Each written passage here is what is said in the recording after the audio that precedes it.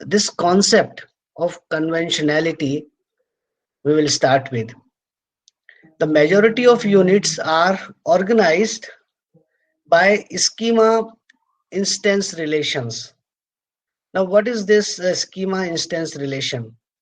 We will look at this schema instance relation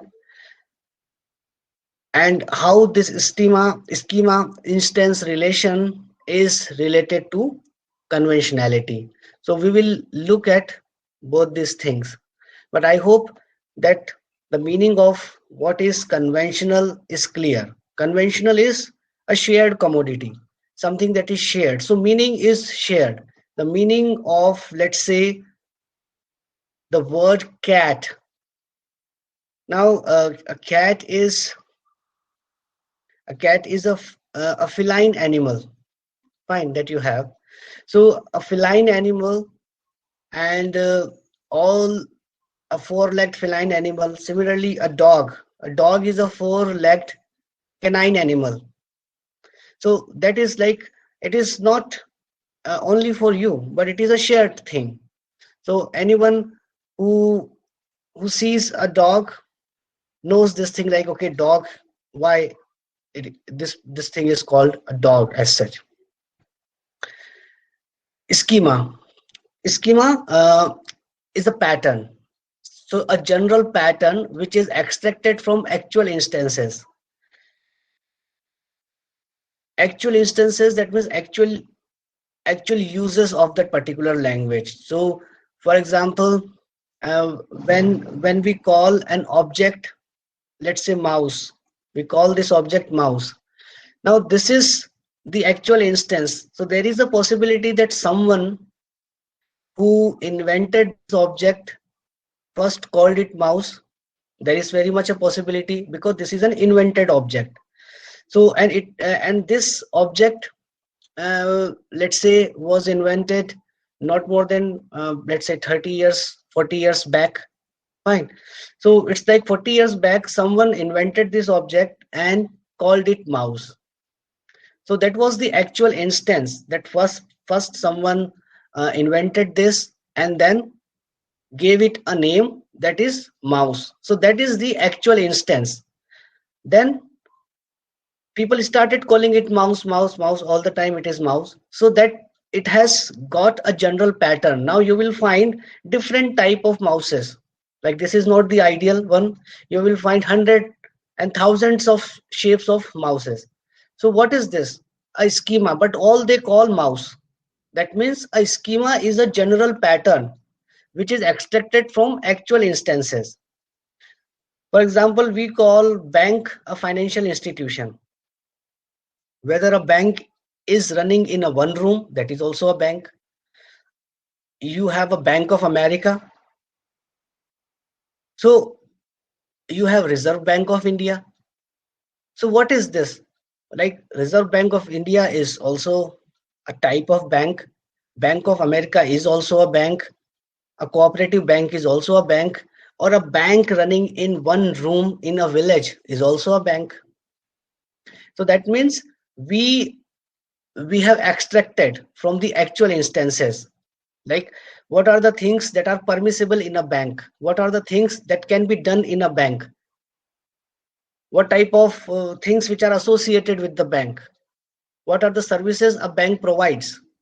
So when we have all such things in our mind, then we extracted a schema, that okay, if an organization is doing that type of work, we will call it bank. So a schema is a general pattern which is extracted from actual instances. It is a mental representation with a general meaning. So we can have different types of banks, but we have a general meaning associated with that, whose specifics are elaborated by its instances in contrasting ways. The schema is used to coin and understand novel expression. So when we have a schema, then with the help of that schema, uh, it is to be used to coin and understand novel expressions. So that type of thing is like, once you have a general pattern, and with the help of that general pattern, You can also coin new words. You can also understand other expressions, other uses of that general thing. So what is an instance? Instances are specific units which represent situations or events. Instances are actuality, like you are dealing with them in your real life situation, in real life events. So they are regarded as the basis on which schemas are built. So you do different type of things, and based on those things you build a generality, a general thing. In the light of the cognitive view, grammar consists of both general patterns and specific units. Even though language users extract the general patterns from the specific unit, they store in the memory the specific ones, thus creating redundancy in their linguistic knowledge. So you have different type of words. You have a word like love. You have a word like. Fine. So likewise, you have different type of words. Now, between love and like, you want to you you make a general pattern that likeness and love, they are some similarities that I have. And I'm giving just example of these two words. There is a possibility that there are various synonyms as well of a particular word. So what you do actually, so you create a general pattern, first of all a general pattern associated with these units, and then you store the specific one in the memory. And why do you create a specific one? Because you don't want your mind to think more. So creating redundancy, that means like you don't need to think hard to know the word, to use the word.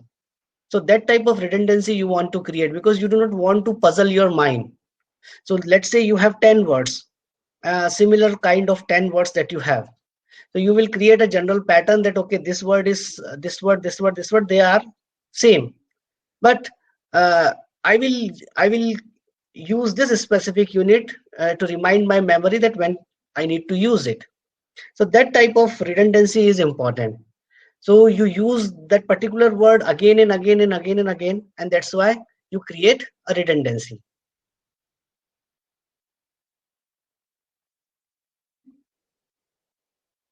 Fine. So schemas display different properties.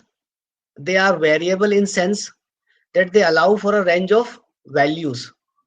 They are flexible in the sense that they are liable to change through use. They are encyclopedic in the sense they capture various types of experience. So what is schema? For example, the furniture, the word furniture that you have. Now the schema furniture is extracted from and elaborated by such words like beds, like you have beds, you have chairs, you have cupboards, you have sofa, you have tables. So you know that what thing will come under furniture. So this schema you have created, the schema of the furniture you have created, and under that furniture you have all such things: chairs, beds, cupboards, and not only chair of one type, different type of chairs, different type of beds, different type of cupboards, different type of sofas, tables. So this is just like a classification, a type of classification that you have. So a schema is a general pattern which is extracted from actual instances. So schema furniture is a general pattern. Now you can't say a particular object furniture, like a table is a table, but the general pattern of a table is schema, that is your furniture. And what is the actual instance of is the table, that a table has four legs, that you have one surface that is there. So this is the way. Let's say someone who is very creative, a creative carpenter, and creative carpenter designs a very special and very novel chair that is uh, that is quite different from the rest of the chairs that you have seen in your life. And then the carpenter say, look, I have made this thing, this is so that is also a chair, but let's say the carpenter coins a word chairo, fine, for that particular object, because it is a very novel looking, and it is quite different from the ordinary chairs. The carpenter coins a word chairo in place of chair. Then still you will put that chairo in some schema. That what will be the scheme? It is also furniture. So it is not the case that for chairo you will make a different schema and you will make furniture. So you will make a furniture and then you will put chairo in it. This is not the way a language works. So even like there is a new product, and that product is there, and even the product has a name, then obviously you will put them under some schema. It's not the case like that product will become schema. That is also a case in some situation. For example, there was a company named Xerox. Now that company, I think, has stopped producing. So that company Xerox now, uh, that produced the first Xerox machine. Xerox means photocopying machine. So I don't know whether you are aware of this word Xerox or not, but Xerox, a company, Xerox, produced first photocopying machine. Then later on, different companies like Canon and HP and different companies, they also produced photocopying machine. So this Xerox is not actually a schema initially. Xerox was actually an instance, but it was the very first example of that. So people starting using Xerox as a verb, Xeroxing. Fine. So Xeroxing is what? Xerox is the name of a company, but you have started associating Xerox with the photocopying. So photocopying is the actual word, but instead of saying photocopying, you started using the word Xeroxing. So this is the thing that we are discussing, that how this conventionality happens, and and how this relation, schema instance relation, is associated with the grammatical units which are actually conventional. So initially there is a company Xerox, and Xerox never mentioned anywhere that okay, this company named Xerox, that is actually a noun, can be used as Xeroxing. But people, they started using like Xeroxing.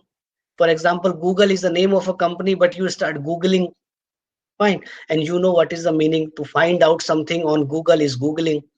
So that type of facts, like Facebook and Facebooking, WhatsApping. So what is this? This thing is, again, you have specific instances, and out of those specific instances, you are making a general pattern. So a schema is a general pattern which is extracted from actual instances, and instances are specific units which represent situation or events. Fine. They are regarded as the basis on which schemas are built. So there is a dependency of schema on instances, because schema comes out from instances. If there is no instance means like some event or some situation, then there is no schema. That is the general idea that we have. So but the difference is like schemas are variables. Fine, they display different properties. They are variable in the sense that they allow for a range of values. They are flexible in the sense that they are liable to change through use. So Xerox is an instance, and later on it becomes a schema, and then because it is flexible, a schema is flexible, so we have Xeroxing, that type of thing. Liable to change also, Google becomes Googling. So, and they are encyclopedic. So irrespective of the fact, whatever you will search on Google, it will become encyclopedic. That means like, where it is not like you are doing something sensible on Google, then it is also Googling. You are searching images, then it is also Googling. Fine. So anything that you do on Google, you type something that will, so that is encyclopedic in nature, various type of experience. So this, the schema furniture, is extracted from and elaborated by such words. So like this is one example that we have. So now the assumption of conventionality. First of all, you need to remember that language is conventional. That means language is a shared property of a community. Language is a shared community of a society. No one can say that language is my personal property, and no one can change a word in a language, and no one can add a word in a language. So it is only you give a word, and if it is accepted by the community, then you will be credited for that new word. Otherwise, it will never happen. So the assumption of conventionality has three significant ramifications, again, the consequences, the three significant ramifications that we have, which are associated with conventionality, and we will discuss them one by one. So morphological expressions, so you can consider morphological expressions here as morphemes, qualifies as conventional units. Yes, they are conventional units because when the word we have unhappy, and we know what is the meaning of un. So there is no difficulty to understand the meaning of un here. We know un means not, negative. Demonstrating a schema instance relationship. So these morphological expressions, they also fall under schema instance relationship. The schema of a derivational morpheme is a general pattern which expresses the common properties of its sense and acts as a template for coining new words. So schema, a general pattern, becomes like a template. You know what is a template. If I say to prepare a curriculum vitae that is known as CV, then what you will do, you will search a template on internet and you will make accordingly. So you will write, like there is a space, like write your name in front of name, write your age, you can put your photograph there. So that is the general sense of a template that you have. So these schema, they are also like a template for coining new words.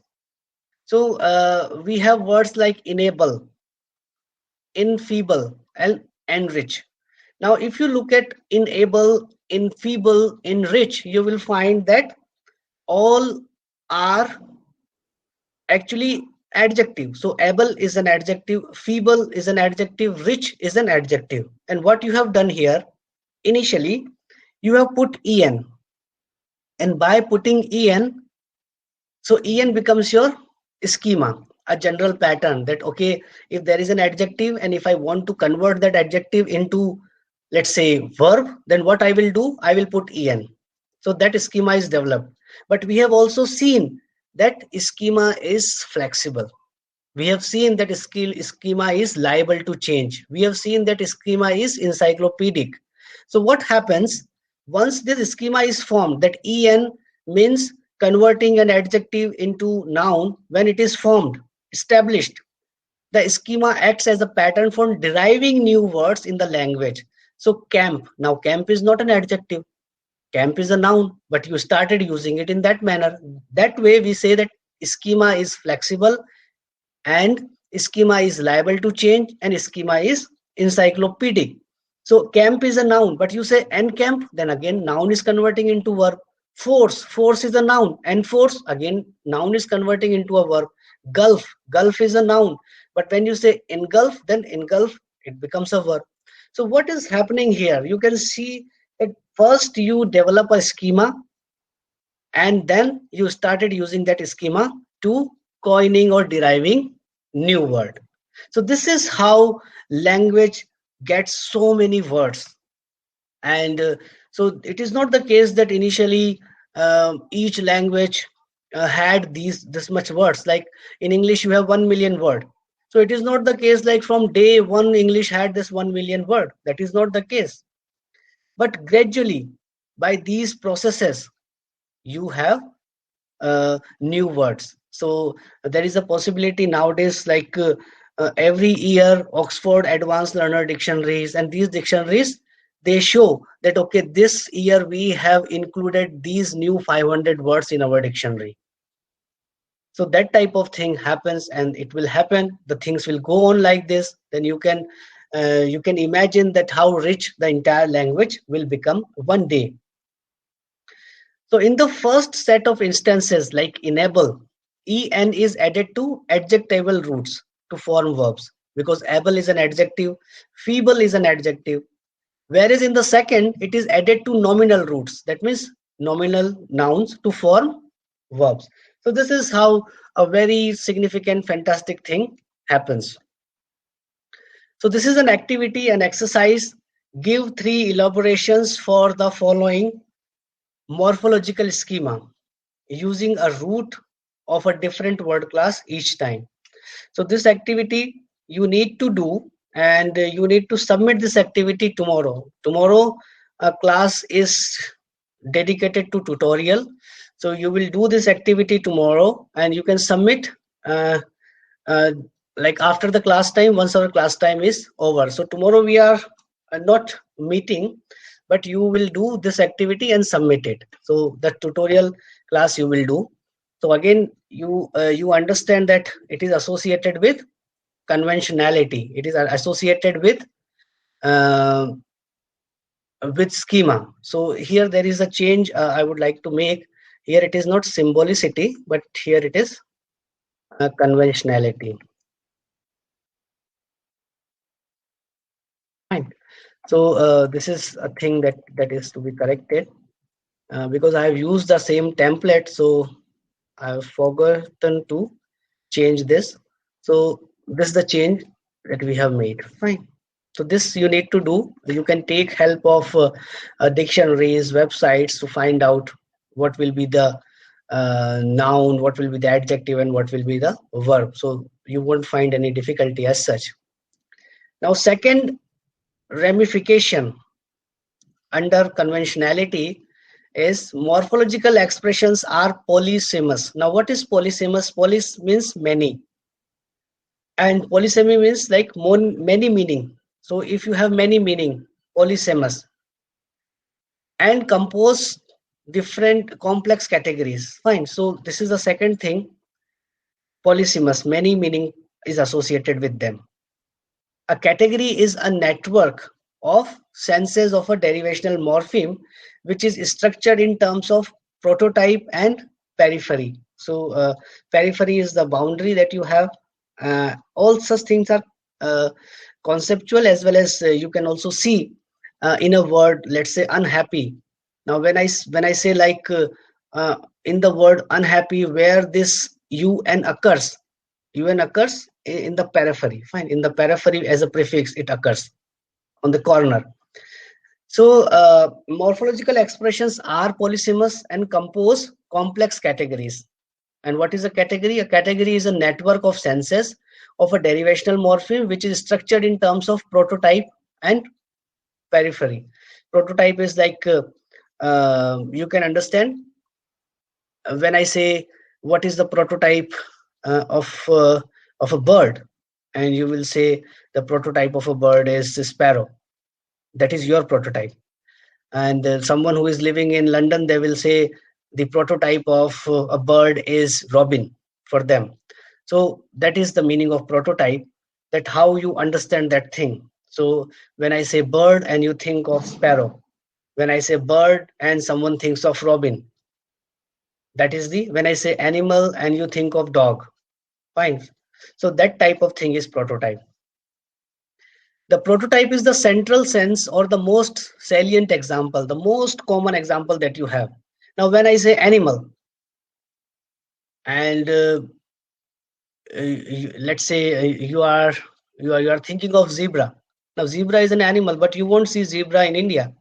So the thing is like zebra cannot be your prototype. Your prototype can be cow, your prototype can be camel, your prototype can be horse.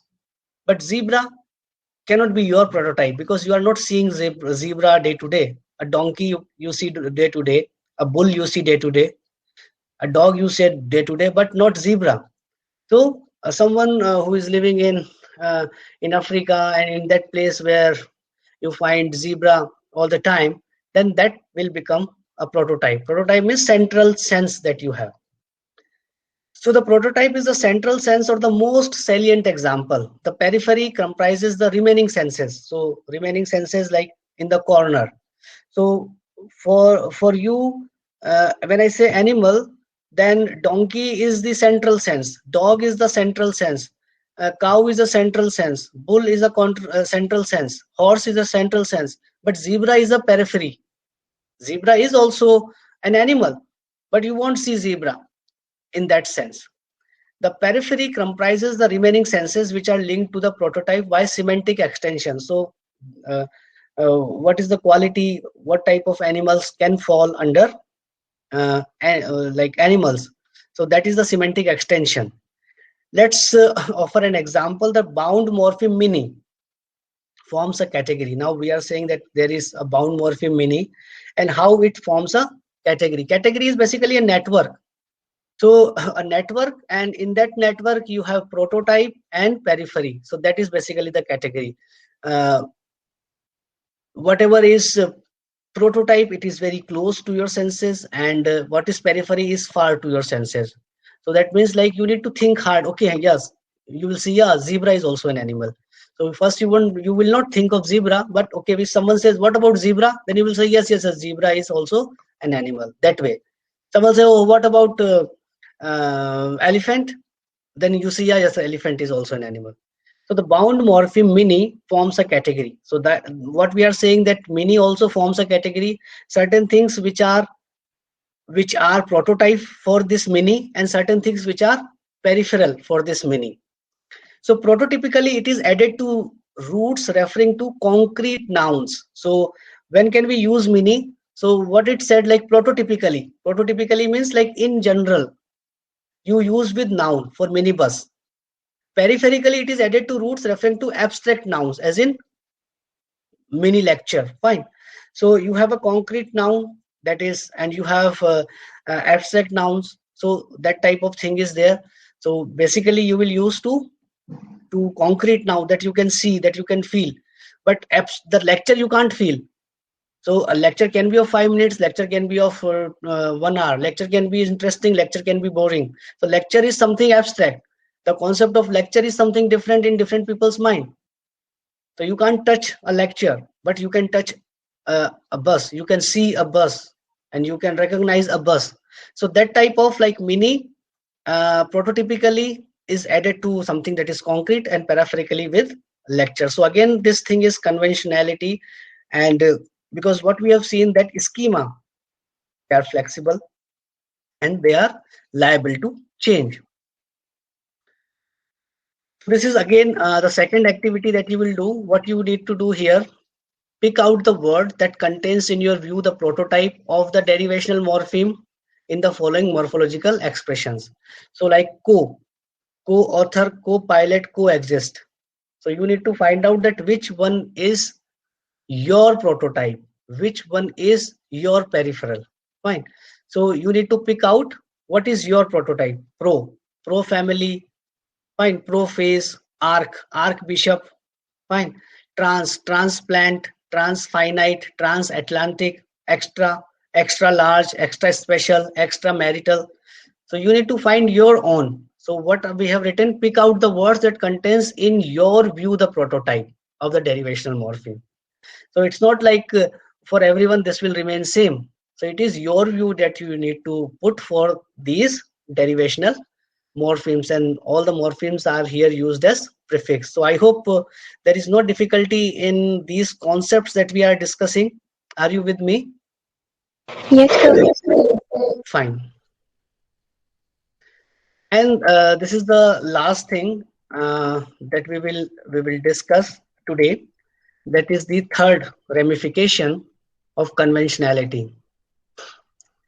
Morphological expressions are related to one another in such a way that they they gather in cognitive domains. So they create a domain. So domain is like a region that you have. So they are related in such a manner that they create a domain. That means like we collect these number of morphemes, we put them under one domain. Okay, we collect these morphemes, we put them under one domain. So that is the nature of domain. And domain is a knowledge structure in terms of which derivational morphemes can be categorized. So categorize a group of objects that are there, and you need to categorize them. That is the way. So like in dictionary we have nouns, verbs, and you know like why they are nouns. So nouns should be categorized under one heading, verbs can be categorized under another heading. So they are also creating a domain. This word class is also a domain in a way. So here again what we are doing, we are just uh, finding out, collecting these bound morphemes, and we are putting in a domain, a knowledge structure. To understand the meaning of a single derivational morpheme, one has to understand the domain in which it occurs, in which it highlights a specific facet.